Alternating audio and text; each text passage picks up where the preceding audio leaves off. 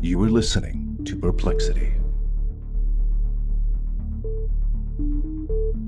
Today, we're exploring one of the most perplexing and haunting phenomena that has captivated the human imagination for centuries: enigmatic cases of people who seemingly vanished into thin air, never to be seen again. What drives individuals to leave behind everything they know? Or are they taken by force? The silence that follows these disappearances is deafening, leaving families and communities with a void that can never be filled. Today, we will be examining two compelling missing persons cases. This is the story of the unsolved disappearances of Niqui McCown and Brian Shaffer. Hello, everybody, and welcome back to another episode of Perplexity, a mystery podcast. As always, I am your host, Kadra. If you're new to the show, hello and welcome. I tell tales every single week that have perplexed me. So if you love a good mystery that leaves you wanting more, don't worry, you're in the right place. And if you end up enjoying today's episode, I would love if you continue to follow along. If you're a returning listener, hello, my friends, welcome back. So happy you're here. I have a very exciting collaboration story today. If you guys listened to last week's episode, it's going to be similar. I have a trial by podcast on with me today. I'm joined by Kelsey, and we're each going to be sharing a story. I'll be telling a Perplexed Society listener request. This is the story of Niqui McCown. And Kelsey will be telling the story of the disappearance of Brian Shaffer. So we have a double disappearance episode today. And I just want to remind everybody really quickly, if you have not done so yet, to please continue to share the show, leave a 5-star review wherever you are listening. It really, really helps. And I want to welcome my newest Perplexed Society member, Danielle. Thank you so much for joining, and I hope you're enjoying all of that bonus content, early and ad-free episodes, all that good stuff. If that interests you guys, just continue to go check out the Patreon. That's patreon.com/perplexity mystery podcast. I do want to issue a trigger warning for today's episode. This episode will contain disturbing content. Listener discretion is advised, and all the sources used for today's episode will be down in the show notes. So without further ado, let's get into this double disappearance episode. On a spring night in 2006, 27-year-old Brian Shaffer walked into a bar in Columbus, Ohio. Now, for any listeners that are new to my podcast or for any of Kadra's listeners, I am from Cleveland, Ohio. So I'm 2.5 hours north of Columbus, but a bunch of my cousins live in Columbus. I'm kind of familiar with the area. And in Ohio, this is a very infamous case. So I think in true crime in general, it is too. So a lot of people might be familiar with this story. But if you have not yet heard this story, this one is going to really perplex you, for lack of a better word there. So Brian Shaffer walks into this bar in Columbus, and after, he is never seen again. Around 1:55 a.m., he is seen on security footage chatting with two women near the entrance of the bar before heading back inside the bar. Minutes later, the bar closes, but Brian never came out. And strangely, cameras never captured his exit, as if he had vanished into thin air. Nearly 20 years later, his disappearance remains a mystery to this day. So in this episode, we are going to explore the events of that night, the investigation that followed, and the many theories, ranging from suspicious to supernatural, about how Brian could disappear literally without a trace. So let's start off by talking about who Brian was as a person. So Brian Randall Shaffer was a bright and driven young man with a very promising future. He was born in 1979 and he grew up in Pickerington, Ohio, and he was the eldest of two sons. He earned a microbiology degree from Ohio State University in 2003, and he began med school there in 2004. Friends described Brian as charismatic and funny, with a love for Pearl Jam and dreams of a laid-back life, maybe starting a band and moving to a tropical island. So I really loved reading about who Brian was because he was so He seemed like such a dynamic person. Like, he was hardworking. He was in med school. Like, he was gonna be a doctor, but he also loved music. He was a part of a band, and, like, he just wanted to work hard while he was young, and then as he got older, like, live this laid back lifestyle. And I feel like he was just like a happy medium type of person, and I really like that about him. Yeah, he seems well rounded. Yes, absolutely. Like, he seems like he knows how to work hard and play hard, and I respect that. Absolutely. So, by early 2006, Brian was in his second year of med school, and he was in a serious relationship at the time with a girl named Alexis Wagner. They were getting very serious. He was likely planning to propose during their upcoming spring break trip to Miami. But life hadn't been easy for Brian at the time either. His mother, Renee, had recently passed away from a rare blood cancer. And though Brian kept his grief mostly to himself, those close to him saw the toll it took on him. Still, he pushed forward, holding on to hope for a bright future. And even though he was experiencing some of the most difficult pain anyone could experience in life, he was still trying to work through it and enjoy everything that he could.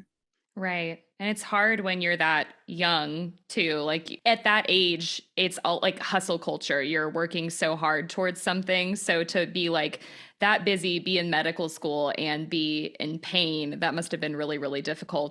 Oh, absolutely, absolutely.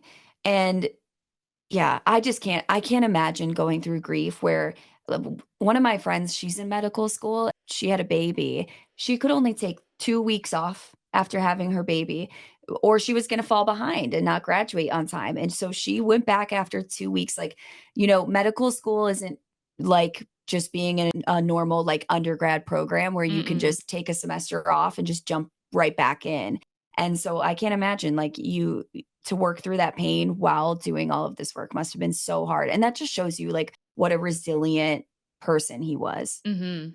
So on Friday, March 31st, 2006, spring break began at Ohio State. That night, Brian had dinner with his dad, Randy, to celebrate the end of exams. Randy thought Brian looked exhausted and hoped he'd stay in, but Brian was eager to unwind and stuck with his plans to go out with his friends. So around 9 p.m. that evening, he met his friend Clint Florence at the Ugly Tuna Saloona, which is the name of the bar. I can't tell you how much, and I hate this because this story is so sad, Mm. but the name of the bar being Ugly Tuna Saloona, whoever came up with that name is amazing, and I wanna be friends with them. I know. The name is outstanding work. You have to admit Yeah, that. it really is. It's just I feel like it should have been a bar in SpongeBob or something like that. Yes, exactly. So, after a couple of drinks, Brian stepped outside to call his girlfriend Alexis, telling her he loved her and looked forward to their upcoming Miami trip. And this was the last time she'd ever hear from him, which is absolutely heartbreaking. But I'm so glad that, like, he called her late at night and was like, I love you. I can't wait for our trip. And I'm glad that she has that to hold on to. Yeah. So Brian and Clint spent the night bar hopping downtown, taking a shot at each stop. And after midnight, they ran into Clint's friend, Meredith Reed, who gave them a ride back to the Ugly Tuna for a final round. This was going to be their last drink of the night. Surveillance footage showed the three arriving at 1:15 a.m. So it is pretty late in the night by the time they get to this bar. Now, inside the packed bar, Brian eventually got separated from Clint and Meredith, and at around 1:55 a.m., he was briefly shown on camera footage chatting with two women right outside the entrance to the bar. And after a friendly goodbye to these two women, he turned back, went back inside the bar, and from that point, that he's never seen again from what we know. We don't know. I'm sure obviously there were people inside the bar that did see him, but we don't know. No one has ever come forward like confirming that they've seen him after that point, and he's not seen on footage ever again. So at 2 a.m., the bar closes and Clint and Meredith waited outside, but Brian never came out. They called his phone, they searched the crowd, and eventually they assumed that he must have left on his own. Like, oh, it's late. He must have just gone home. So they leave and they head home for the night, not too concerned. But the next day, they're trying to get a hold of him and he's still not answering the phone. He's still silent. So this is when they start to grow concerned. Right. Now, when Brian's girlfriend Alexis couldn't reach him over the weekend, she was like immediately, she's alarmed at this Yeah. point. This is unlike Brian. They're supposed to go on this trip together on Monday. So the fact that she can't get a hold of him, she's like, what the hell is going on? And he was supposed to get on that flight Monday morning, April 3rd, but he never shows up for it. So Mm-hmm. at that point, they officially report him missing because they know, like, if you're from Ohio, you know, you don't miss your flight to Miami. Okay. Not in April. It's probably snowing here in April sometimes. It snowed the other day. So that is like, they knew something was wrong. Yeah. And I mean, he probably talked to his girlfriend every single day. So I understand why she was immediately alarmed. Yeah, absolutely.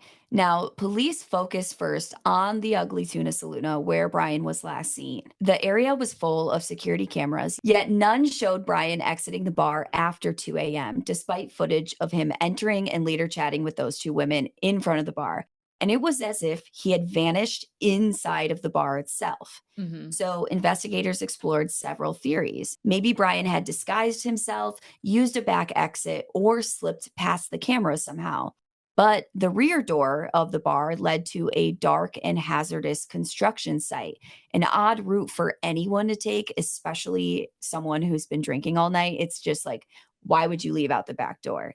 Unless there was a reason, and they couldn't come up with any sort of reason. It's not like, oh, people saw Brian get into a fight with guys who were standing by the front door or something. Nothing like that happened. Yeah. Some cameras in that area weren't always recording, so slipping out unseen was possible. However, it wasn't likely because, again, the cameras on the entrance door, like those were running the whole time. And we have that footage and he's not seen on it. Okay. So police expanded their search, bringing in canine units and canvassing the area. They searched dumpsters, alleys, and even the sewer system. And anytime I hear that kind of stuff, it just breaks my heart. Like, imagine being his family and hearing that they're searching for your son or your brother in dumpsters and the sewer system. It literally gives me goosebumps to think about. I can't, and they had just lost, the family had just lost his mother too. And Mm-hmm. now they're having their son and their brother like being looked for in the sewer system. It's Yeah. disgusting. Losing someone in this way, like them going missing, is so hard too because time is of the essence. So you have to be like actively involved trying to find them, but you're like so overwhelmed with emotion, I'm sure, and adrenaline at the same time. Like that has to be so difficult. Yeah, I can't even imagine. Now, flyers go up, and the community really rallied around this family, helping to support them in the search for Brian. But no physical evidence was ever found that led them in any which way direction. Brian's apartment remained untouched, and his car was still there, suggesting he intended to come home from this bar. And as time passed, some wondered if Brian had left voluntarily, possibly to grieve his mother's recent death in solitude on a beach like he had dreamed of. But that theory didn't really explain why he'd miss his flight to Miami or cut off all contact with everyone. He had made future plans, including a likely proposal to Alexis. Everyone close to Brian was questioned. Most, including his father and Meredith Reed, took polygraphs. One person who refused was Clint Florence, Brian's friend that he was out with that night. Clint's refusal to take this polygraph raised suspicions, though he has never been named a suspect in the case. And his lawyer later said he had fully cooperated and had nothing to hide. I don't blame him for not taking a polygraph. I wouldn't take a polygraph.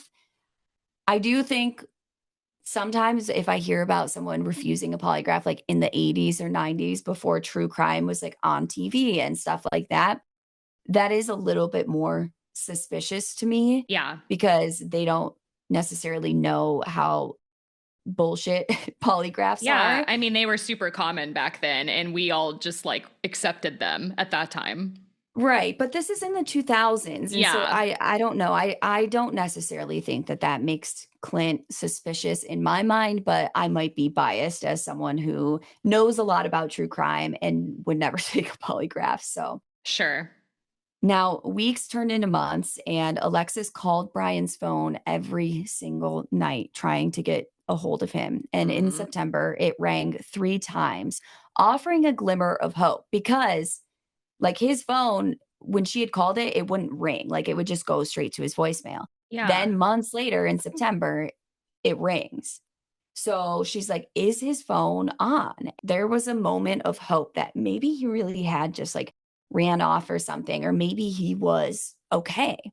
So phone records showed that it had pinged a tower in Hilliard, a suburb 14 miles away, but that lead eventually went cold. Nothing ever came of it. Oh, how weird. This story gained national attention. Like I said, this is a very infamous story in Mhm. Ohio, but at the time it was infamous all over the country. Tips poured in with reported sightings of Brian in Michigan, Texas, even Sweden, but none led anywhere. At a Pearl Jam concert, lead singer Eddie Vedder mentioned Brian's case because, like I said, Mm. Brian was a huge fan of Pearl Jam. And so Eddie Vedder himself was like, hey, I need you guys to pay attention to this case, see if you recognize him, see if you know anything. But still, even with this call to action, no answers came. As his brother Derek said, quote, they did everything they could, end quote. But every lead ended in mystery.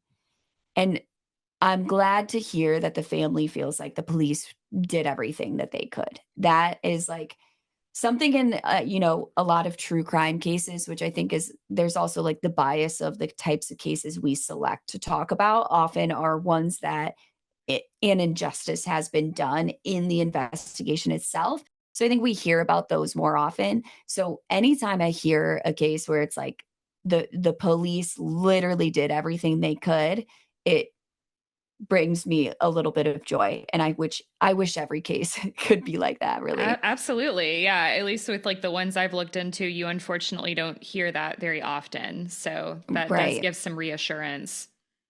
Yeah, definitely. So, with the physical search yielding no answers, theories began to swirl about what happened to Brian Shaffer.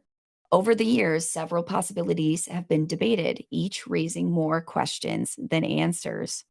Some believe that Brian suffered an accident near the bar, possibly falling into the construction site behind the Ugly Tuna. The area was full of debris and dangerous footing, especially for someone intoxicated. Maybe he was injured and his body was hidden by rubble or removed during cleanup. But thorough searches turned up nothing. They looked and they looked and they went into this construction site very early on. I mean, it Yeah. wasn't the day after, but it was a few days after. They found no blood, no clothing, no trace of Brian at all. If an accident occurred, why wasn't anything found?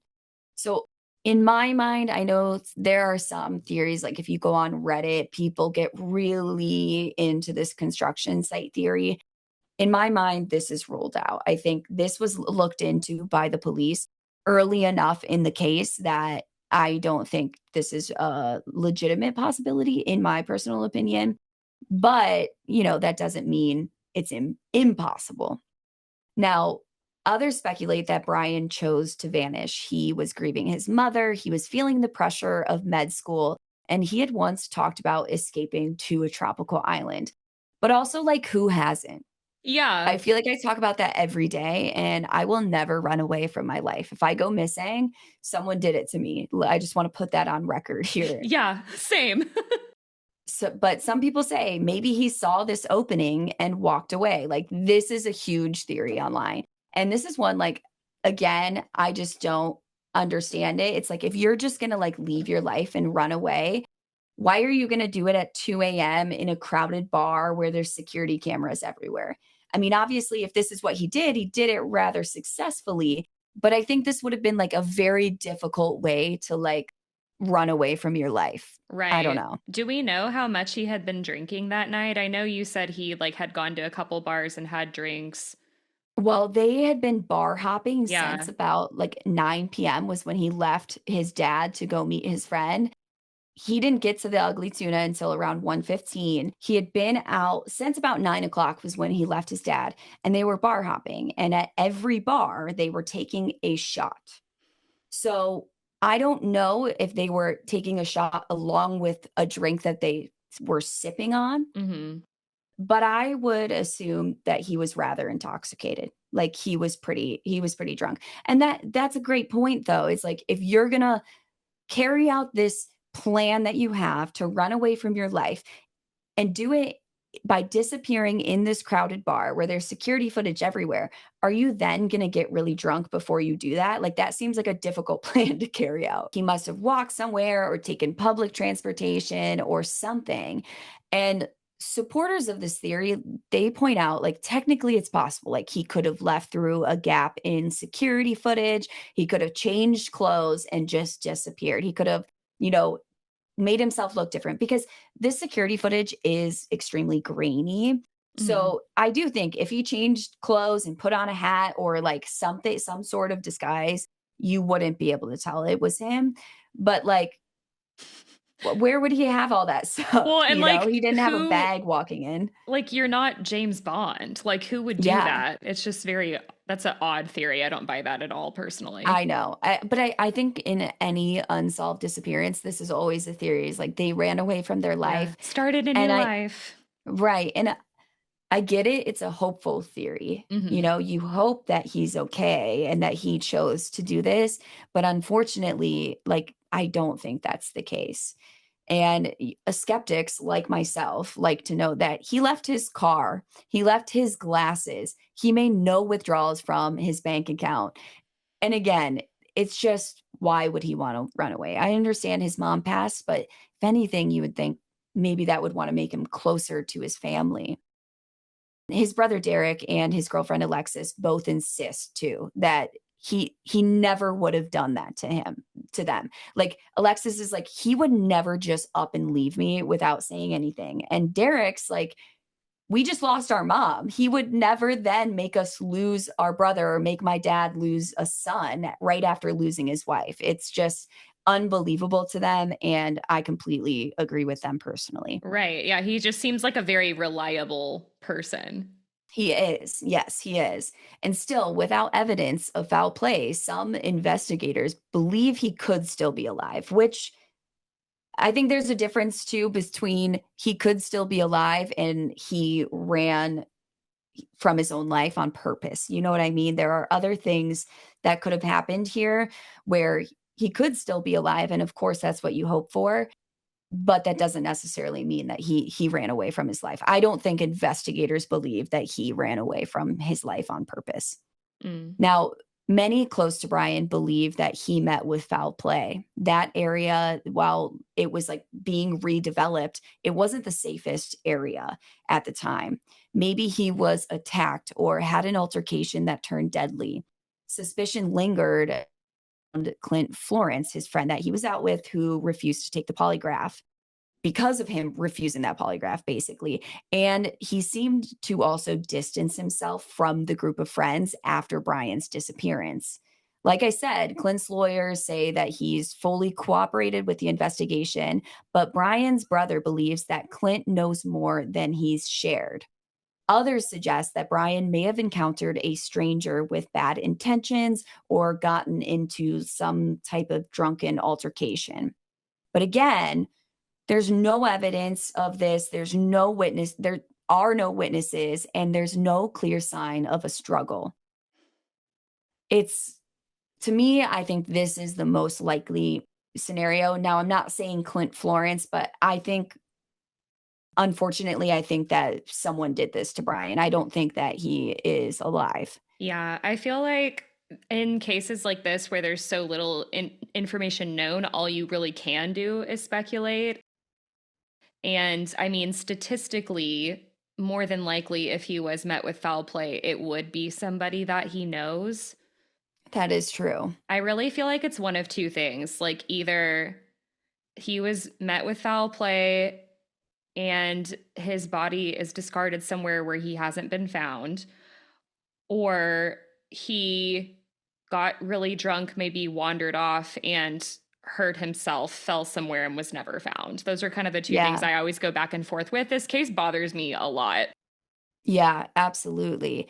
And another theory that we unfortunately have to discuss, because this comes up anytime you hear of a college-aged male going missing or dying mysteriously. There are these internet sleuths that link Mm-hmm. Brian's case to the alleged smiley face killer. Yes. So basically, what this, if you haven't heard of the smiley face killer before, it's basically a proposed, like, it's a theory about some network of killers who are targeting young men who vanish after nights out of drinking. So Brian fits this profile. He's young, he's male, he's in college, he's been drinking out with his friends all night. And his dad even consulted a psychic who believed that Brian was in water. And if you know anything about the smiley face killer theory, it's that all of these young men are found in bodies of water. Yes. Now, there was a river nearby, the Olentangy River, and it was searched for Brian, but nothing turned up. There was, not an article of clothing, not his phone, not him, nothing. And ultimately, police and the FBI have completely dismissed this theory, saying that it is completely baseless and has no link to Brian. Mm. I agree with that. But another theory is that maybe Brian had experienced a sudden, like, health emergency or some sort of like dissociative psychiatric episode. Maybe he had a head injury or amnesia that caused him to wander off. Hospitals were notified of his disappearance, but no John Does matching him were ever found. Now, this is, I think, after a night out of drinking. Sometimes this is the type of theory in a missing persons case that I dismiss easily. Mm. But after a night out of drinking, this actually happened to one of my friends before, where he went out to a rave and got lost from his friends, didn't have his keys, which good because he shouldn't have been driving anyway, Mm. but fell asleep on a bench in a parking garage in winter in Cleveland. And so someone found him, couldn't wake him up, and they called 911, and he woke up in the hospital as a John Doe. Wow. And I was not there this evening, but a bunch of friends were calling him all night and no one knew where he was.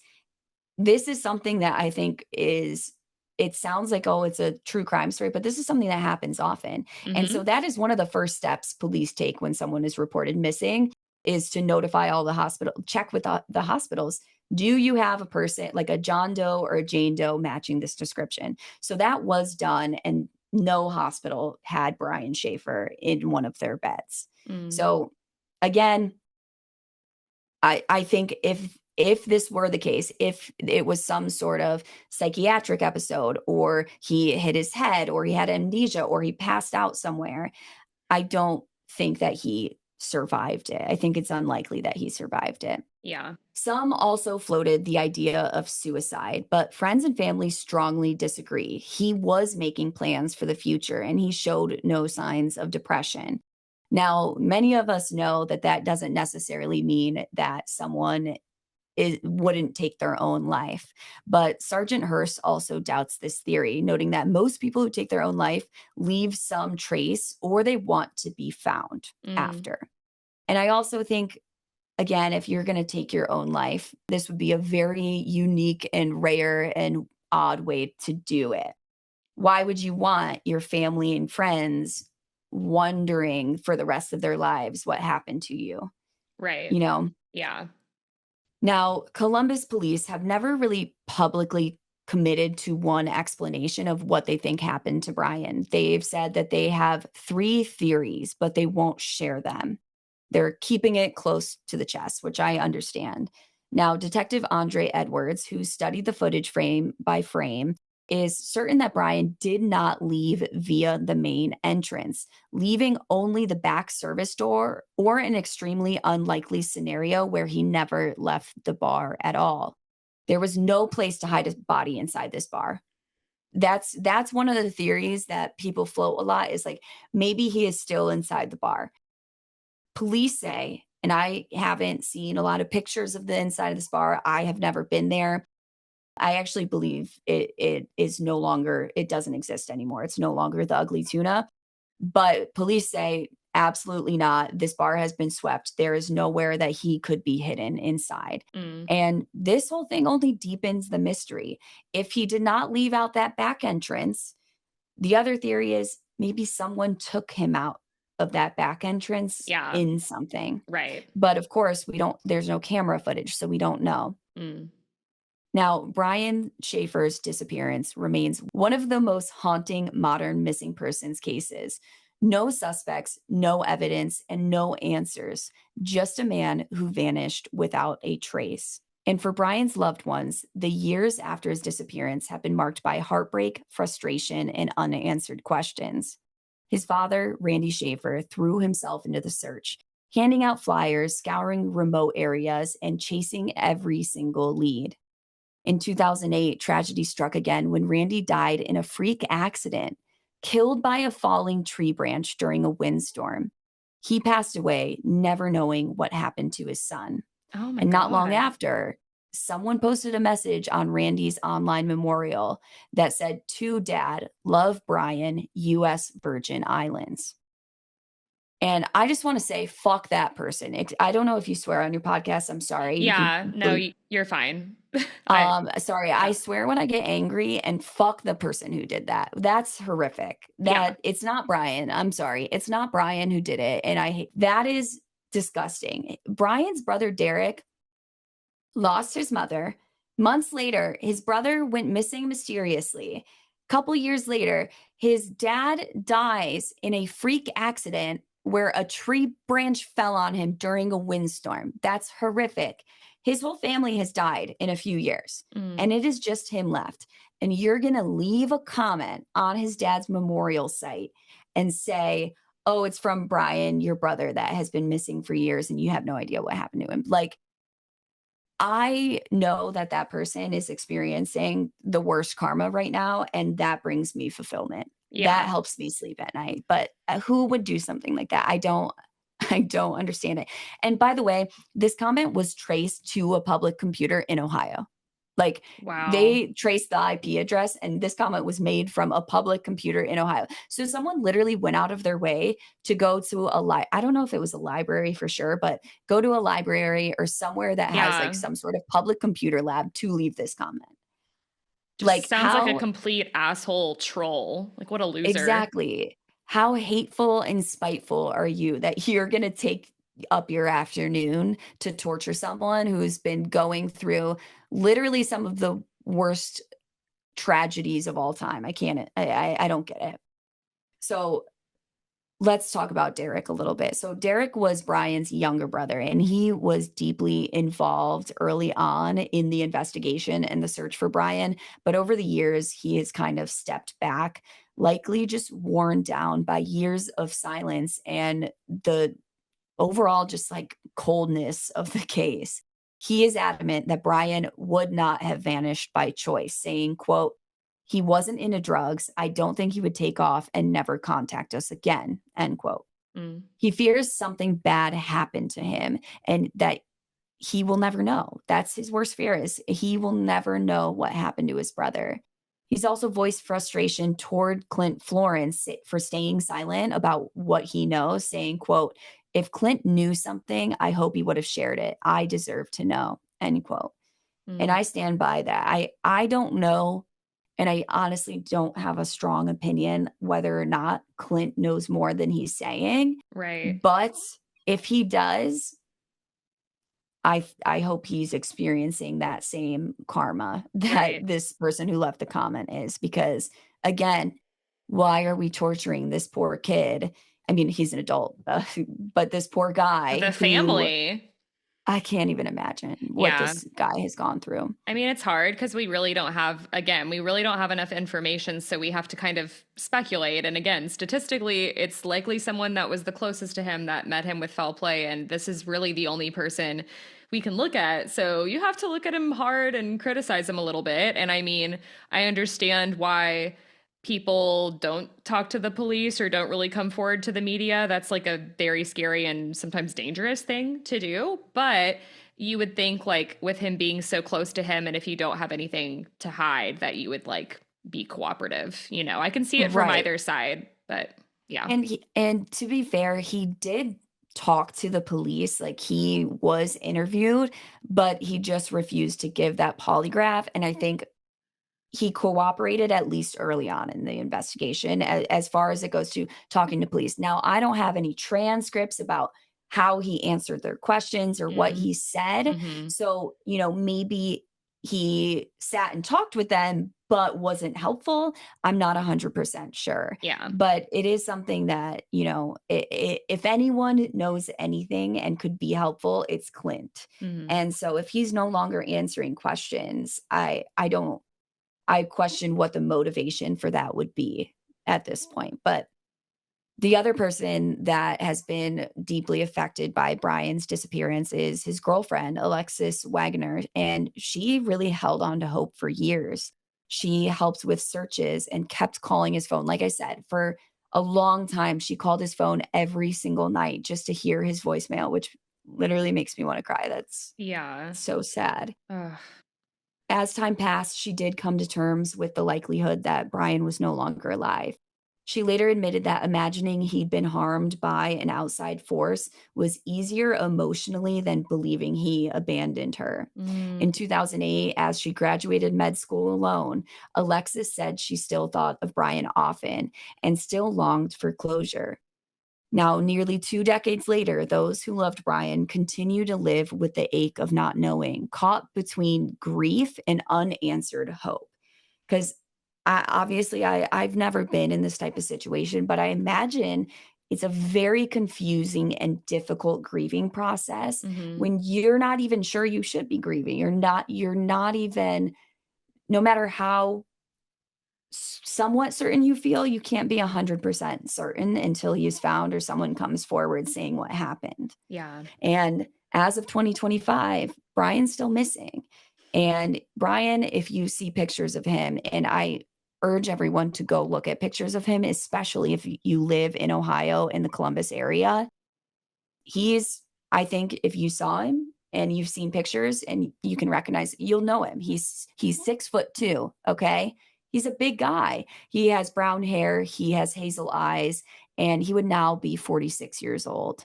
Columbus police still receive tips about the case, but none have led to answers. And in 2021, an age-progressed image was released, but it sparked no breakthroughs.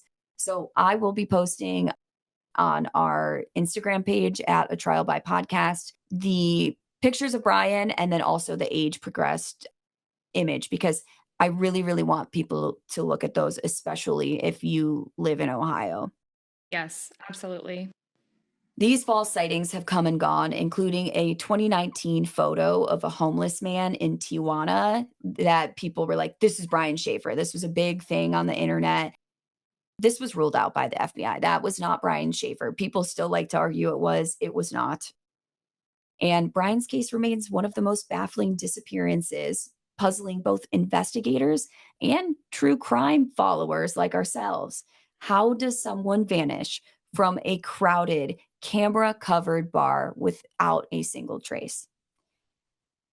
And that, unfortunately, is the tragic story of Brian Shaffer, and there is no conclusion. So I hope that one day we will have one. And if that is the case, come back to the podcast because we will be covering it. But right now, it doesn't seem like there are any great leads at all. Yeah. Ugh. The case bothers me so much. I've wanted to talk about it for a while, so I'm glad that you brought it to us. And yeah, it would be so hard to grieve that person. There's so many unanswered questions. It's absolutely, you know, we cover so many different topics on Perplexity, and I think the disappearance cases probably bother me the most. Oh, 100%. Because it's terrifying to think about. Like, when you hear stories like this, you kind of put yourself in that situation. Like, what if I just randomly vanished? And I mean, that's a very scary thought to a lot of people, including myself. And yeah, I mean, this guy had so much ahead. And then the fact that he was about to go on this trip to Miami, like you hear things like that in missing persons cases, and it always really bothers me. Like he was so excited about this, called his girlfriend right before, like, can't wait to see you, babe, so excited. And then just boop, never to be seen again. So Yeah. unfortunately, I feel like foul play is the most likely I scenario. agree. I agree. And I just think the fact that he disappeared in this bar, what really pisses me off is I feel like someone knows something. Mm-hmm. Someone has to know, and not even just the person who did this to him. I feel like other people have to know something, even if they don't know the everything about what happened to Brian. Mm-hmm. Someone must have seen something or no, and why are you not coming for it? It's just I just can't imagine, no matter how much of a shitty person you are, I can't imagine keeping a secret like that. Mm-mm. I don't get it. No, it would eat me up. Well, thank you for the story.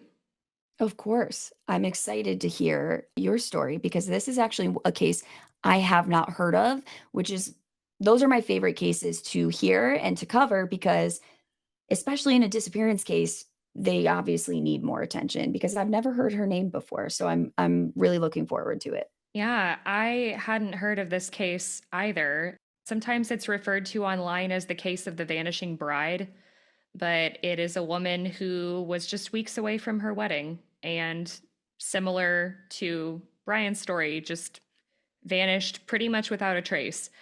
And there is a strong suspicion of foul play. So, Oh my gosh, heartbreaking already. yeah. So, this story is at first a little bit hard to find online. So, I just want to preface this by saying if you look up Niqui McCown, you want to spell it Niqui, and it is pronounced Nikki, not Niqui. She sometimes is referred to as Marilyn McCown, but her whole family calls her Nick or Nikki, so I'm going to refer to her as Nikki. So, Marilyn Renee Nicole McCown went by Nikki and was 28 years old at the time of her disappearance. She was 5'3", African American with brown eyes and brown hair. She had multiple small scars on her head, one over her left eye, one on the right side of her face, and one on the top of her head. She weighed 115 pounds at the time she disappeared. She was last seen wearing a dark-colored swimsuit top, blue biker shorts, and sandals, and she was living in Richmond, Indiana, working as a prison guard. She was also a total badass. She was a member of the hostage negotiation team, and she was taking criminal justice classes. Oh, hell yeah. Yeah, she had big dreams. One day she was hoping to join the FBI or become a U.S. Marshal. Oh my gosh. And she disappeared on July 22nd, 2001, under very mysterious circumstances. So, a little bit about Nikki. She was born January 6th, 1973. She was the baby in a very large family. She had 9 other siblings. Oh my God. Yeah, so That's crazy. There was always something going on over there. Yeah, my sister-in-law's mom is, I think, the youngest of 13.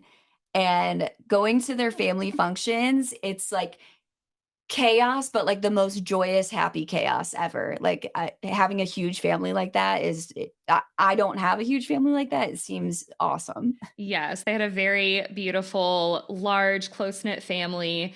And she and her sister Michelle were very close. They were also very close in age. So you'll be hearing about Michelle throughout the story. Michelle was one of the people who lovingly referred to Nikki as Nick. And eventually, when Nikki was about 18, she started dating a man named Stephen Johnson. They got really close. Their relationship got serious really quickly, but obviously they're very young. Nikki gave birth to their daughter Peyton when she was just 19, and at this point it's 1992. Nikki was also known to be a very bubbly person. She was always smiling, laughing. She just brought like this great warm energy. She just felt good to be around. And she was very active too. She loved she was like that friend that was like, hey, I heard this event's in town. It sounds really fun. Do you want to go out and do it? Like she was always finding fun things to do. Mm-hmm. She was also a great mother, but Niqui did have some trouble in her marriage with Stephen. I mean, they were extremely young when they got married. And her and Stephen did end up splitting when Peyton was 3 years old. It was also later discovered, and Stephen admitted to this, that he had not treated Niqui very well. He had been abusive and he had cheated on her. Hate him already. Right? Nobody likes a cheater. Niqui wanted better for herself and Peyton, her daughter, so they chose to end things. Now, they did end things amicably. Now, this is according to Stephen, so I don't really know how much I believe, but they did, like other people do corroborate this, they co-parented very well, and throughout the next just about 10 years, there are no other known issues with Stephen and Niqui. It seems like she moved on, they co-parented for Peyton, and everything was fine. Okay, that's good to hear at least. I'm glad that she was able to safely get out of a bad situation, at least Yeah. at the time, it sounds like. Right. Yeah. I really don't know what the abuse entailed, but he did admit in the sources I read that he was abusive in some way. So years later, 1997, Niqui starts dating someone new. Well, new to us, not new to her. So this is Bobby Webster, and this is an old flame. They actually had dated in high school for a couple years. They broke up. He was kind of like the one that got away for Niqui. He moved to California for a while. They lost touch, but then he came back to the Richmond area and they reconnected several years after her and Stephen had split. Okay, interesting. So Bobby was very outgoing. They seemed to really be in love, and they had a close relationship with each of their families. They seemed to have a really great relationship for several years before getting engaged in 2001. And this is the same year that she disappeared. They set a wedding date for August 18th, and Niqui very much seemed to be looking forward to the wedding. She had been working really hard on it. And just a few weeks before the wedding, on a Sunday, July 22nd, Niqui and Bobby went to church together. They took their 9-year-old daughter, Peyton, with them. And it just seemed like a typical Sunday. Niqui would often do laundry on Sundays as well. She would go to the laundromat in town. So she dropped her daughter off at Peyton's grandmother, Niqui's mother's home. And Bobby went to the tuxedo shop to go try on a suit because they're about to get married. Mm-hmm. So Bobby and Niqui had made plans that they were going to meet up later that afternoon. And Niqui's sister, Michelle, had remained close with her. And that evening, Michelle had gone to visit their other sister, Tammy. Michelle is interviewed a lot throughout all of the sources that I found. And so Michelle recounts this whole experience where she realized something was wrong and they didn't know where Niqui was. So Michelle says that when she got to her other sister Tammy's house, Tammy's kind of pacing and seems very visibly worried. And so the first thing that Tammy says to Michelle when she walks in is, "Have you seen Niqui?" And Michelle's like, "No, what do you mean?" And she said that Bobby had called her and he hasn't heard from her or seen her. So he's calling all these people to see if they know where she is. Niqui was also supposed to return home to finish their wedding invitations. So after talking to Niqui's sister, Bobby continued to call a bunch of Niqui's friends and eventually her family, her parents. None of them knew where she was. None of them had heard from her in the last couple of hours. They're trying to figure all this out, and together, Bobby and the two sisters, Tammy and Michelle, go to Niqui's parents' house. Niqui's mother, Barbara, had seen Niqui earlier that day because she dropped Peyton off at her house. She was watching her while she went to the laundromat. At around 2 p.m., Niqui came back from the laundromat and was talking to her mother, Barbara. But she was back earlier than normal. Okay, and this was after everyone was already looking for her. No. Because she had been out for too long. Okay. It's kind of confusing. They had to kind of like retrace some things. So they're calling all these people, and eventually they realize that, Heard. Okay. So yeah, they were already looking, they started looking for her. Then they're getting this information afterwards about where she was yeah. before, like when the last time she was seen. Okay. Heard. Yeah, the timeline's a little confusing with how I explain it, but it sounds like they started looking for her in the evening. Okay. And she was last seen to them around like 2:30. Barbara would have Okay. been the Okay. last person to see her within the family. Okay. Makes sense. So Niqui had come back around 2 o'clock to Barbara, her mother's house, and Barbara's like, "What's wrong?" Because Nikki's visibly worried. She's walking back and forth, and she's saying, "He won't leave me alone." And so Barbara's like, "What are you talking about?"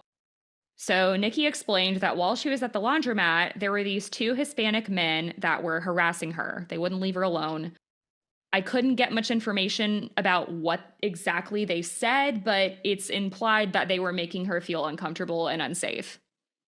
And do we know if she knew these men or if they were random people she'd never seen before this occasion? That's a good point. So, from all the sources I read, they make it sound like these are not people she knew. And according to Okay. Barbara, they were never named, but I hadn't thought about that. Okay. Okay. I'm assuming, though, from everything I read, that these are like random strangers. Okay, that makes sense. I feel like we would know if she knew them, it would have been clear to Barbara. Yeah. Okay. So Nikki's explaining all of this to her mom. She was so scared that she had left all of her laundry at the laundromat and fled back to their house and was telling her what was going on and was like, "I want to go back and get my laundry, but I'm like scared to go back." I hate this already. I Yeah, hate this already. this part this part really upsets me. So, This is like because I feel like every woman listening to this, you know that feeling where you're like, "Oh, I have to get out of here. Maybe I'm being paranoid, but I have to get away from these people." right. Oh, And there are so many twists. This story is just crazy. Like every time you think it's going to go one way, it goes another way. But yeah, so this part really, really bothers me. Basically, Niqui tells all this to her mother, but she has gone to this laundromat over and over and over. And 99% of the time, everything's fine. And Barbara is just trying to be a reassuring mother. So I want to be very clear. I do not blame her at all for what I'm about to say. But Barbara basically was reassuring Niqui and was like, "It's okay. I'm sure it's fine. It's a public place. Go back and get your laundry and then come straight back here. Everything's fine." that breaks my heart for her. I That know. breaks my heart for her. But I get it. You think, like I said, every woman kind of knows that feeling where you're so uncomfortable. You're like, I have to get out of here. But you think, oh, I'm being paranoid, but I'm going to do it just in case. And you tell the story later and laugh about it. You're like, oh, yeah, it was so whatever. It was because, statistically, it's probably fine. And so, like, I totally get why she encouraged her to go back. Yeah. Yeah. So she did leave, but as we know, she never came back. She was supposed to be home by 4:30 p.m. She was basically going to stop back at Barbara's house on the way home, pick up Peyton, and then come back to the house. So when the evening rolled around and she hadn't shown up to pick up her daughter, obviously Barbara's really worried, and her and Bobby were supposed to meet up later that night, work on wedding invitations, so he's really worried, and that's when they're like calling everybody. So Nikki's father then asked Bobby to file a police report later that same day. So at this point, it's pretty late at night, is my understanding. But and some people have different opinions on this. Bobby did not want to file the missing persons report that soon. And Nikki's father was basically like, "Well, if you don't do it, I'm going to do it myself." So Bobby did file the report somewhere between 2 and 8 a.m., depending on the sources that you read. Okay. I don't like that. Yeah, yeah. I mean, yeah, different opinions. Maybe there's a reason that we don't know, but it seems weird to me. Yeah, I mean, you could be devil's advocate and say like, he's kind of in shock. He's maybe dismissing the possibility like, no way. Like, of course she's going to come back. This is That's true. crazy. Let's give her a little longer. Let's give it 24 hours. I don't know. We Yeah. will talk about Bobby though in a little bit. Okay. Okay. So, as is common with missing persons cases, the family had been searching from the very beginning, but it took police a little longer. The family was told, I want to emphasize that, told they had to wait 72 hours to file a report. That always And pisses me off. we just talked about this in my last episode, but I want to say this again. You do not have to wait to file a missing persons report. There is no discrepancy on how long the person has been missing. If the police try to tell you that you have to wait 24 hours or whatever, that is not true. File the report, period. And they did. Snap for Kadra. They did. They pushed, they filed it between 2 and 8 a.m., but the police didn't get involved until 72 hours after she had been missing. So, police speculated that Niqui had gotten cold feet about the wedding. Can I pause you for 1 second? I want to go back to what you were just saying about they waited 72 hours. This is what I'll never understand is, okay, let's say this is someone, they went out drinking with their friends and they hadn't come home and it's the next morning. I get it. You assume maybe they drank too much and they're sleeping on a friend's couch and whatever.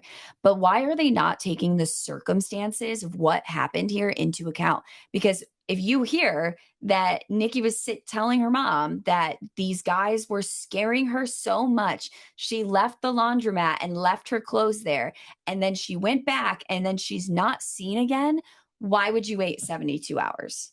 Right. And that makes me think they didn't even care enough to ask questions about, who last saw her and stuff before deciding that they were going to wait 72 hours. Right. Yeah. I would also like to emphasize again that Niqui is a African-American woman, and there are unfortunately a lot of stories where a Black woman goes missing and it is not taken seriously enough. And this seems to be, in my opinion, one of those stories. Yeah, it's despicable, honestly, these officers. Oh my God. Yeah. Okay, I'm sorry to interrupt. No, it's okay. Yeah, so according to Niqui's family, and I mean, I totally agree, it really seems like police were not taking this seriously, especially in the first couple of days. But Niqui's family knew this was serious, not only because of the circumstances of her disappearance, but because Niqui was medically ill. She had Graves' disease. She had to take medication regularly, and the medication had been left at home. So when police started their investigation, they were able to find a grainy video of Niqui at a convenience store the day that she disappeared at 3:10 p.m. And this store was called the Village Pantry. It was right by the laundromat. She's seen walking in, getting change, and leaving unharmed. Everything seems fine. This is the last known sighting of Niqui McCown. She went to this store a lot to get change for the laundromat. So it seems like that's what she was doing. She maybe had like another load to finish up or something and, went there. She did go back to the laundromat based on footage from the Village Pantry. Like you can see her walking out and going back into the laundromat. But there's no cameras in the laundromat. So we don't know what happened after that. That's unfortunate. Guys, if you have a small business, can you put some security cameras up? I know it's a little bit pricey probably, but can you just put some security cameras up, because you just never know. And yeah, or maybe someone's going to rob your place, or like it'll be helpful to you too. Yeah. And I couldn't find the footage anywhere of her in the Village Pantry, but there is like a screen grab that you can find online. So I'll put that in the YouTube video and on the Instagram page. It is in the message I sent you as well, Kelsey. Okay, so no sign of Niqui was found around the laundromat. And this part is really confusing to me. So I got a lot of different reports on this. Some sources I read said that the creepy men at the laundromat were never located. And other sources I read said that police looked into these men. And according to one investigator, like there's a quote from them, so I tend to believe this is what actually happened. It says, quote, "The people that we talked to that were around the laundromat indicated they actually were not causing any problems," end quote. And that was that. You're fucking kidding me. You're kidding me. You never hear anything else about these men again. They're just like, well, someone said, oh no, nothing happened. And we just took it at face value and okay, perfect. Seemingly from what I could find, yes. And you don't know who these men are. They are never named. We don't know anything else about them. Sounds like you are working so hard to find out what happened to this woman. Yeah. That's sarcasm, by the way. So let's talk about Bobby. Niqui and Bobby's apartment was searched. There were no signs of foul play. As far as suspects go, naturally, we have to always look at the husband. As Kelsey likes to say, the husband did it. Yes. Or in this case, maybe the fiance. So a few weeks after Niqui disappeared, Bobby did do some things that people could label suspicious. He did call off the wedding altogether instead of postponing it. He did ask for a refund on all of the deposits, and he tried to return his wedding band. He was also inquiring about some of Niqui's student loan money, which he had not paid for. Her job had paid for this. He also, some people find this weird. So when Niqui went missing, for whatever reason, she was driving Bobby's car and Bobby was driving Niqui's car. And when she had gone missing, all these people are like out searching, and Bobby was taking Niqui's car to go get it washed. And they were like, why are you taking... Oh, hell no. Why are you washing her car? Like, come out. What are you doing? But Bobby maintains that he had made a promise to Niqui. Apparently, the reason they had switched cars is because he was going to get her car cleaned for her and wash it. And so he was like, well, I made a promise to her and I'm going to keep it. And I'm going to get this car cleaned and it's going to be clean when she comes back. I don't like that explanation. If she's been gone long enough that everybody's searching for her, like has gone missing, and let's say it's all a misunderstanding, she comes back, she's not going to get mad that you didn't get the car wash. If anything, I would be pissed. I'd be like, why weren't you out searching for me? Why are you worried about washing the car? Right. I mean, I don't know I haven't heard this story before, so I don't know if maybe he's cleared and so I'm sorry if that's the case, but like at this point, I don't like it. No, I like the real-time emotions because I'm sure a lot of people listening aren't familiar with this either, and they probably feel the same way. I certainly did as I was going through. So okay. we are in alignment at this point. Okay. So, okay. Bobby maintains he did not cancel the wedding. He was postponing it. He also maintains that he did not have the financial means to properly get all these resources to search for her. So he was trying to get money for her search. Okay, that makes sense to me. He also said he used some of this money to purchase a cell phone. I don't know any other information about that. Okay. So Michelle, Niqui's sister that she was super close with, also claims there were people who witnessed Bobby physically abusing Niqui. Michelle had seen Bobby throwing things. He seemed to have some anger issues. And Bobby maintains that the day Niqui disappeared, he had gone to get his tuxedo at the tuxedo shop, gone to his grandmother's house, and then went home. Now, we're going to talk about polygraphs. I feel like I don't have to say this, but you guys know how I feel about polygraphs. People who are listening from a trial by, I feel the same way that Kelsey feels about polygraphs, okay? But he did fail a polygraph. Make of that what you will. Though Bobby and his lawyer were never allowed to see the results. So according to police, he failed the polygraph, but they can't confirm that. Bobby was a person of interest in the case. He was never labeled a suspect. There was one report that a man and a woman were seen carrying a woman in a field by the laundromat. And this would match the timeline of when Niqui was last seen. The description of the man and the woman also matches the description of Bobby and a woman named April. April is Bobby's ex-girlfriend. Okay. April and Niqui did not get along. April strongly disliked Niqui. But apparently, April was out of town at this time, and it seems like police were able to corroborate this. And in 2021, Bobby died from natural causes. Oh my God, no. Niqui's family has also come to believe that Bobby was not involved in Niqui's disappearance, which may sound crazy at this point in the story. But stay with me. That makes me feel better, though. Yeah. I hope that's not the case. I hope the man that she loved and wanted to marry did not do this to her.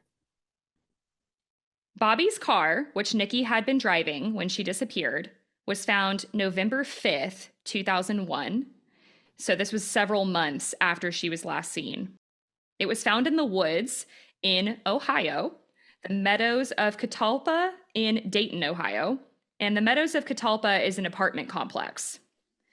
This is also where her first husband, Stephen Johnson, lived. This area had also been searched previously.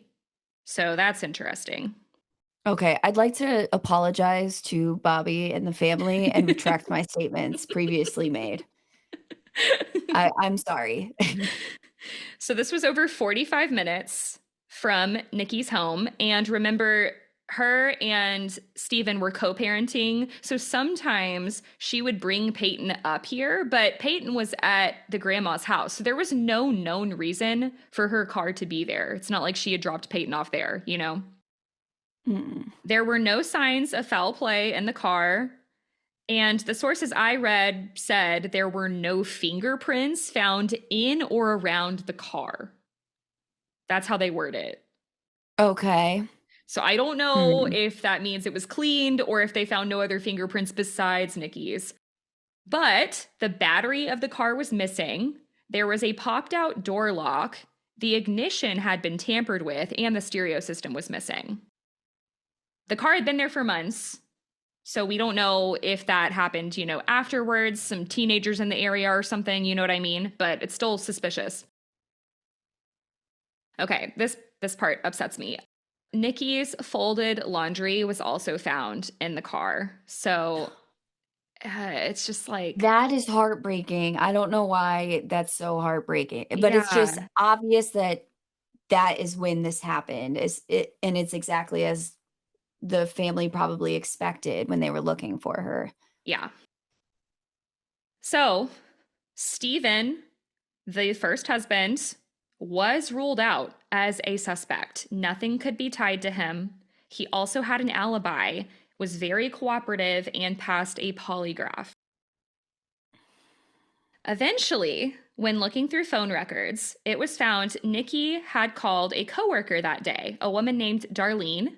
And Darlene also lived in Dayton, where her car was found. They had been talking about hair and makeup products, according to Darlene. The coworker said, yeah, you can come up to Dayton and purchase them. They're at the store here. She was wanting like special hair and makeup products for her wedding. Okay. Darlene also lived 1 mile from the apartment complex where the car was found. So maybe this is why Niqui had driven up there. You are taking me on a roller coaster right now because I'm like, it was Bobby. Then I'm like, no, it was Steven. Now, is it Darlene? I don't know. This is crazy. I told you, there are twists. It is crazy. And I can't imagine, like, for us, it's a story. But I imagine being the family and being on that roller coaster. That's, oh my God. Right. That's a good point, too. Yeah. Yeah. Okay. So... buckle the fuck up because this is where it gets really insane. So now we're going to talk about someone we have not talked about at all yet. So this is a man named Tommy Swint. Tommy Swint was a person of interest in Niqui McCown's disappearance. He was a co-worker of Niqi's. They both worked at the prison together. They were good friends. And he had a long-standing history of inappropriate behavior with women, including Niqui. Swint was a correctional officer at the same prison. He had also been dishonorably discharged from the military. He was a husband and a father, but he wasn't only a husband, he was also a boyfriend to Darlene, the coworker that Niqui had been on the phone with that day. Okay.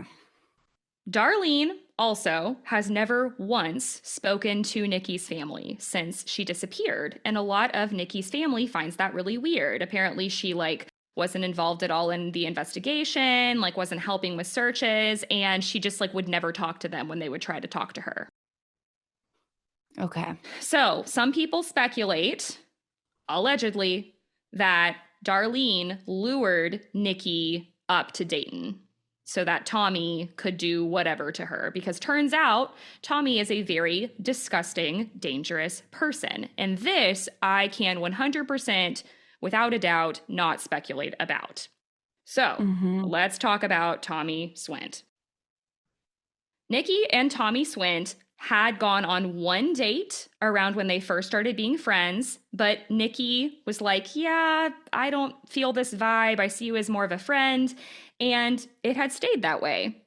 But it seems like this ate away at Tommy. He didn't like women telling him no. He didn't like rejection. Yeah. Okay. Michelle would tell Dateline NBC of a time that she was going to Niqi's house when she heard screaming. She entered the house and found Niqui with her feet up, pushing against Tommy's chest, trying to push him off of her, screaming, trigger warning, "Help me, he's trying to rape me." Swint tried to play it off like he was just joking, and even started chasing the two women around the house, laughing. Niqui said, "Don't worry about it." And the two of them just kind of laughed it off at the time. This is how Michelle tells the story. Apparently, they continued to be friends, but I think, again, this is in my opinion, I feel like at this point, Niqui was probably super scared of Tommy and just tried to stay on his good side. Does that make sense? And they work together. So it's like she's trying to not make this a huge thing to where she's going to go into work every day and be uncomfortable and tormented by this guy. Yeah. And it's also hard because remember, Niqui and Michelle are only a year and a half apart. And the way Michelle tells it is she knew Tommy Swint since she was a child. So it sounds like they knew this guy for a very long time. So imagine this is a person you grow up with. You don't want to think that they are this evil, dangerous person. But Michelle said that Michelle never liked when Niqui would hang out with Tommy. She said that he always creeped her out. Oh my God. He was known to make inappropriate comments about women. He would also make inappropriate comments to Niqui. One time he asked her to have a threesome with him. And when she refused, he slashed her tires. This little, oh my God, this is just the kind of guy, we all know a guy maybe not to this level, because I have a feeling it sounds like he's going to get extremely violent, but we all know that guy that just can't take no for an answer and poor me and it's total incel behavior. And it you can look at his BBs, picture. Honestly. He's the bald black man with the glasses. I sent you a picture of. He's these beady little eyes. Oh my gosh, I can't stand this guy. I'm gonna pull it up. Yes. When Swint was interviewed by police, he did not have a concrete alibi either, and he was very uncooperative. He also had a known history of sexually harassing other women in the workplace, which brought me to the question of why the fuck did he still work there then? Yeah, that's a fantastic question, because they don't care. That's why. Oh my God. So Swint did become a prime suspect in Niqi's disappearance in 2010. So it took some time, but he became a prime suspect after evidence linked him to another murder. This was for the 1991 murder of another woman in Dayton, Ohio, and this is 37-year-old Tina Marie Ivory.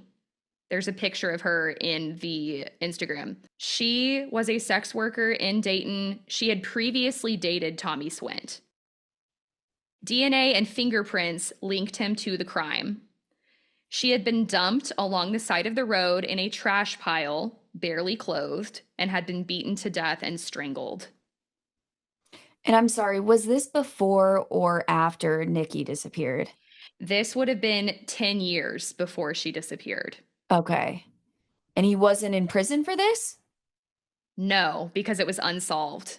So she gets... Even though there was DNA and fingerprints? The DNA and fingerprints wasn't linked to him until 2010. Oh, okay. Okay. Sorry. That's where I got No, it's okay. lost. Yeah. Okay. So 1991, Tina Marie Ivory is murdered. 2001, Niqui McCown disappears. 2010, his DNA and fingerprints are linked. They are on Tina Marie Ivory's body. Okay. She had been dumped along the side of the road in a trash pile and just discarded like she was nothing. However, before authorities could arrest him in 2010, Tommy Swint died by suicide. He is still considered a suspect in Niqui's disappearance, and it has been theorized that Tommy Swint was a serial killer. It sounds like it to me. I'm rather convinced by by that theory. I mean, you don't just like strangle and beat someone to death and then like, that's it, you know.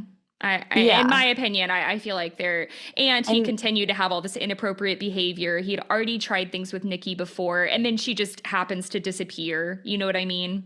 Yeah, and it sounds like because he had dated Tina before he horrifically, it sounds like it's an anger thing over rejection. Like I'm not sure if Tina ended the relationship, but to me, that's a plausible explanation. Yeah. Explanation. Like, he hates women and he hates being rejected. And I couldn't find anything about like if they were actively dating at this time, but that is a big theory, is that Tommy Swint really does not like rejection, and he's grown this like strong hatred towards women. And basically, when they try to tell him no, he does stuff like this. Yeah, that's horrific. That's horrific for both these women's families too. You know, it seems like there's a little bit of closure. Like we kind of think we know what happened, but for him to then take his own life and there's no justice is horrific. Yeah. Tommy Swint also sent Niqui lingerie as a gift at her wedding shower.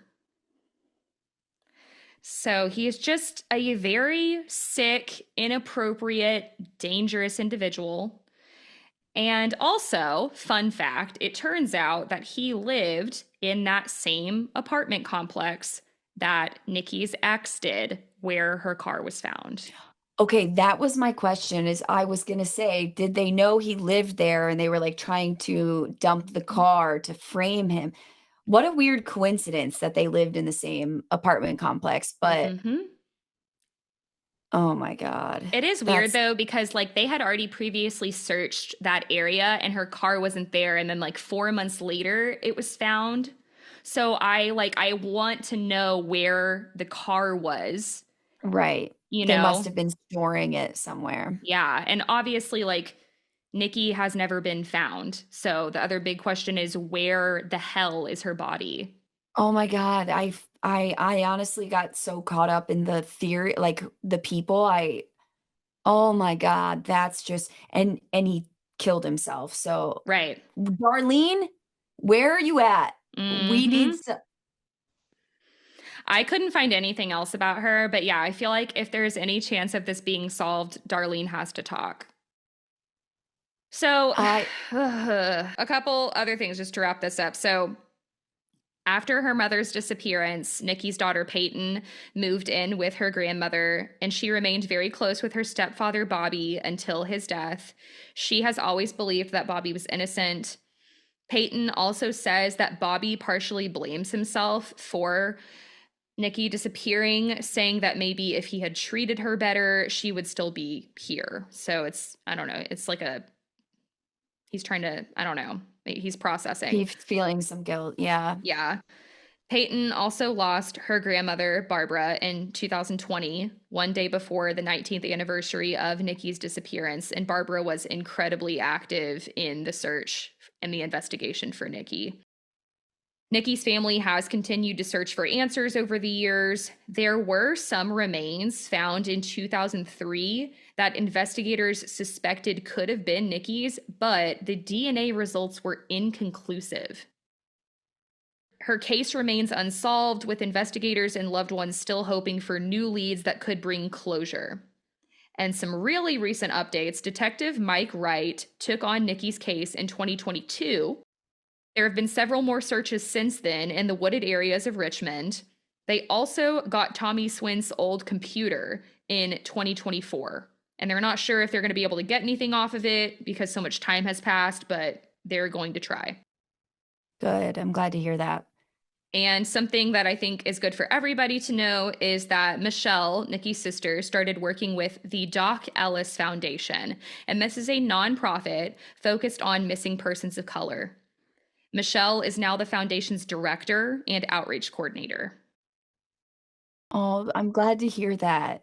You hear that so often in these stories of family members really taking the worst thing that could possibly ever happen to you, your loved one going missing or your loved one being murdered, and turning it into like a drive and a motivation to help other families so they don't have to experience what you've been through. And it's amazing, and I don't know that I would be strong enough or resilient enough to do that kind of work after experiencing something like that.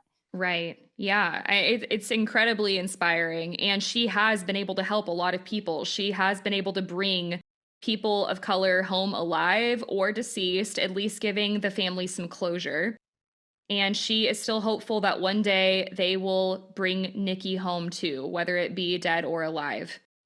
Niqui would be in her 50s today, and anyone with information, Darlene, about Niqui's disappearance is asked to call the Richmond Police Department at 765-983-7247. This information will also be in the show notes.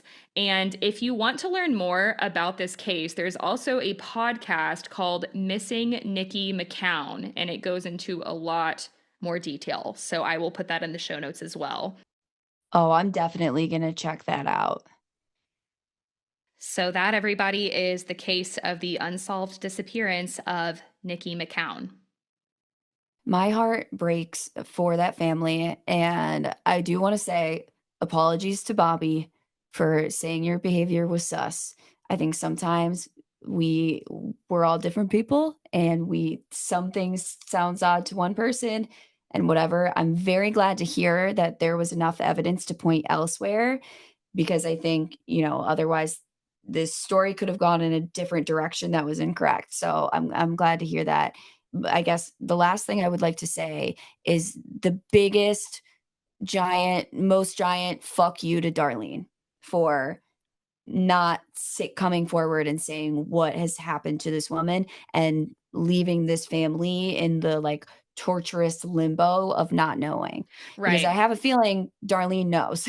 Yeah, because it's not a situation anymore where you could say, oh, maybe she is in fear of her own life because Tommy Swint is this very dangerous individual. No, Tommy Swint is dead. So, I don't know where Darlene is, but I'm assuming that she is still alive. And yeah, I feel like if there is any chance of this case getting solved, she has to talk. So I am a little bit encouraged that so much movement very recently has started. Like, someone else has taken over the case. They just got the computer a year ago.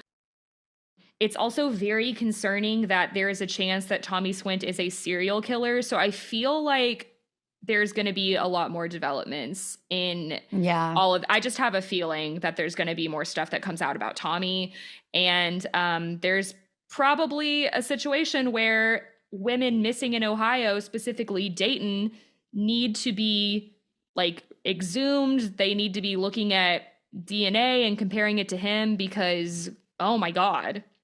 Yeah. Yeah, this is great. You know, like I said, I'm from Ohio, so and I've never heard Tommy Swin's name. I've never heard of Nikki's case. And yeah, I'm interested to see what comes out of it, especially if they can get information off of his computer. I have a feeling that is going to give them a lot of information. Absolutely. That's great to hear. Well, thank you so much for doing this. For the listeners, first of all, for the YouTube watchers, I want to apologize because I forgot you did YouTube. So I have I'm moving furniture right now. I have the most random background of all time. It's So okay. sorry for that.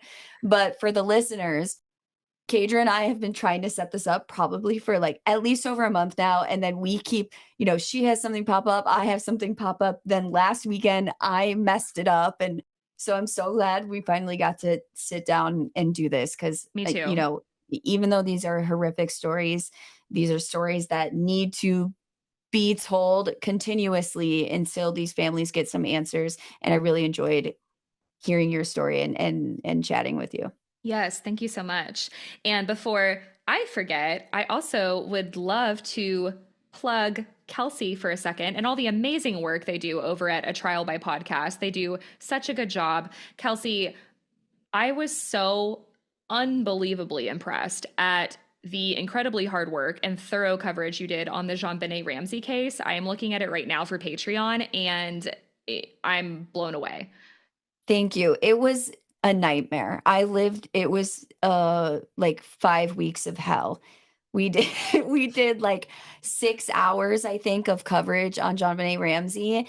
And I am still like, talk about a perplexing mystery. Mm-hmm. I still feel like I just feel more confused after finding all of this information. I think it needs to be talked about. Obviously, it's one of the most talked about cases of all time, and there are a lot of other cases that need attention, but, Mm-hmm. this little girl's case is still unsolved, and yeah, it was I wish you the best of luck because it is a doozy to cover. There's just so much info out there. Yeah, I'm doing it for Patreon, and I'm doing the which I know there's a lot of mixed opinions about this documentary, but I'm doing kind of like a documentary recap on the Netflix doc, and then I'm also going to add some Mhm. other sources in and talk about my opinions and theories more in the third episode because it's going to be a three-parter. But because I know a lot of my listeners really like the true crime deep dives that I do. If you guys want another true crime deep dive, I highly recommend go listen to A Trial by Podcast coverage of JonBenet Ramsey and go check them out. Kelsey, do you want to talk about your show for a minute? Yeah, so we do. So basically, I have a co-host named Emily. She was not able to make it today, but I am usually the storyteller, and we call Emily the bringer of the vibes.